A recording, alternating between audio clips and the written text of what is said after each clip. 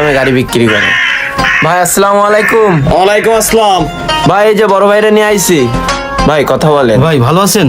আমি ইকবাল। আলহামদুলিল্লাহ ভাই, এই আল্লাহ রাখেছে কোন রকম। ভাই আপনি গাড়ি কিনবেন? জি ভাই, আমারই লাগবে। আমি হাবিবুরে বলেছি। তুই বলেছিস কিছু? না ভাই, গাড়ির বিষয় তেমন কিছু বলিনি, আপনি কোন। ভাই এই গাড়ি শোরুম থেকে কিনতে যাবেন 1.5 লাখ পড়বে। এই গাড়িটাই আমার কাছ থেকে নেবেন মাত্র 80,000 টাকা। বুঝছেন? বুঝেছি ভাই। কারোর ক্ষমতা আছে এত কম দামে গাড়ি দিয়ে?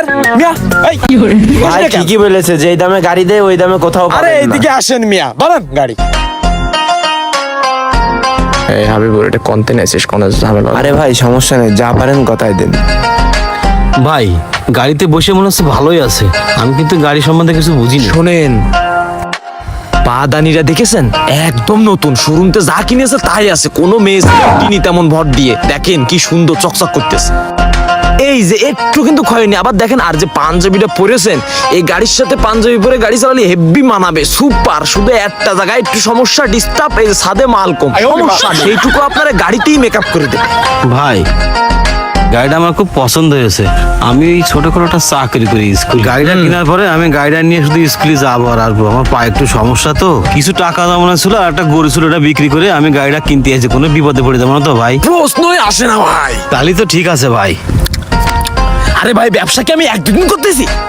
এই ব্যবসা আমি ন্যাংটা কালাতে করতেছি। ভাই কিন্তু একেবারে হাসা কথা বলেছে। ভাই বর্তমানে তো সিটার ব্যাটপারে ভরে গেছে, আর আমাদের মতো গরিব মানুষ মোটরসাইকেল কিনতে এসেই বিপদে পড়ে যায়।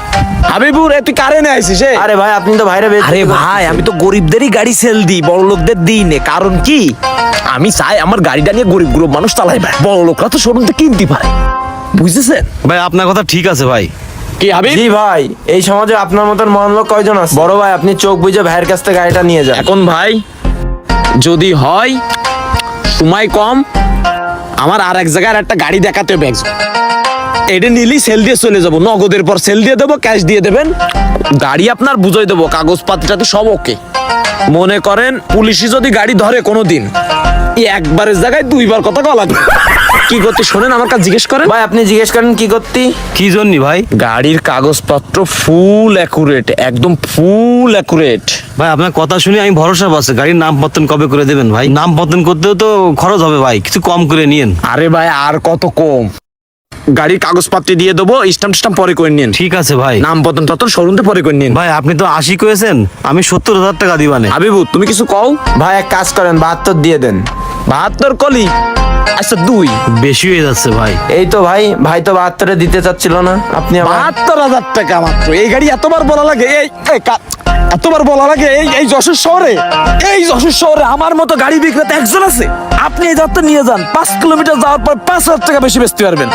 আমি জুয়েল গাড়ি। আরে ভাই, ভাইয়ের গাড়ি বিক্রি করতে গেলে এত কথা বলা লাগে? মনে করেন আপনি জিতে গেছেন, ঠিক আছে? তাহলে ওই 72 থাক, ওর কাছে টাকাটা বুঝাই দেন, গাড়ির চাবিটা আমি দিয়ে যাচ্ছি। যা, ঠিক আছে ভাই, টাকাটা দিয়ে দেন। হাবিবুর টাকাটা ঠিক আছে নিয়ে ভাই, ভালো থাকবেন। ওই জায়গায় চলে এসো, আমি আবার গাড়ি আরেকটা দেখাবো তো। ঠিক আছে ভাই, আপনি যান, আমি টাকা বুঝে নিয়ে আসতেছি। ভাই এই নেন, গোনেন। তাড়াতাড়ি একটা ফোন দিয়ে নি আগে। হ্যালো। আমি যা বলি মন দিয়ে শোন, গাড়ি ওটা কিন্তু সেল হয়ে যাবে, বুঝেছিস? টাকা পয়সা হাবিবুরির বুঝে নিয়ে আসতে কইছি। তোরা কি রেডি আছিস? আমরা জায়গা মতো দাঁড়ায় আছি, কোনো সমস্যা নেই। ঠিক আছে, তোরা জায়গা মতোই দাঁড়ায় থাক। আর শোন, কোনো রকম যেন বুঝদি না পারে, খুব সাবধানে কাজ করবি। ঠিক আছে, মাল কি বেরোয় আছে? হ্যাঁ বেরোয় গেছে, তোরা রেডি থাক। আরে রেডি আছি, কলাম তো। ঠিক আছে। এই মুরগি প্রায় চলে এসেছে। আরে শোন কি পরে আসতেছো? আরে গায়ে পাঞ্জাবি আছে, পাঞ্জাবি। পাঞ্জাবি পরা? আচ্ছা তাড়াতাড়ি আয়। ভাই ঠিক আছে, 72 আছে। ঠিক আছে ভাই, তাহলে আসি।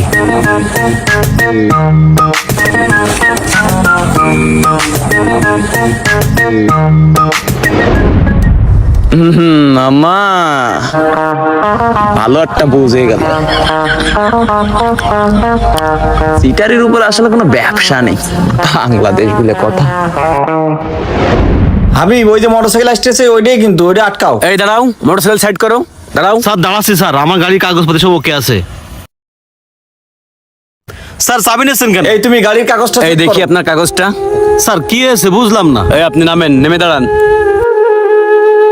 স্যার গাড়িটা আমি ঘন্টাখানেক আগে কিনেছি। হাবিব, তোমার বললাম না কাগজ দেখতে। জি স্যার দেখছি। এই নেন স্যার কাগজ। স্যার কাগজ দেখে মনে হচ্ছে চোরাই গাড়ি। বলো কি, দেখি কাগজটা দেখি।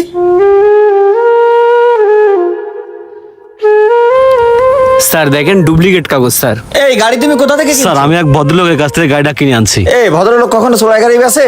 একে অ্যারেস্ট করো, থানায় নিয়ে চলো। স্যার আমারে অ্যারেস্ট করবেন কেন স্যার? আমি তো গাড়িটা লিগাল ভাবে কিনে আনছি। তুমি চোরাই গাড়ি লিগাল ভাবে কিনে নিয়েছো না? আরে ভাই কাগজেই বলতেছে এটা টানা গাড়ি। আচ্ছা, এত কথা বলার দরকার নেই, তুমি ওকে অ্যারেস্ট করো আর থানায় নিয়ে চলো। স্যার স্যার আমার গাড়িটা নিয়েন না স্যার। স্যার আমি গরিব মানুষ স্যার, আমার গাড়িটা নিয়েন না স্যার। আচ্ছা, গাড়িটা আমি ছেড়ে দেন শোনো, স্যার। ওনাকে নেওয়ার দরকার নেই, তুমি ও কোথাও স্যার আমি দেখা একটু করো। আগে গাড়িটা কিনে আনলাম স্যার, গাড়িটা নিয়েন না স্যার। এই আপনাকে বললো না স্যার থানায় দেখা করতে? আল্লাহ আমার কষ্টের টাকা গাড়িটা নিয়ে গেল। আল্লাহ আমি এখন কি করব? আমি কাঁধ ধরবো, আমি তো কিছু বুঝতেছি না। এ আল্লাহ আমি কি করব?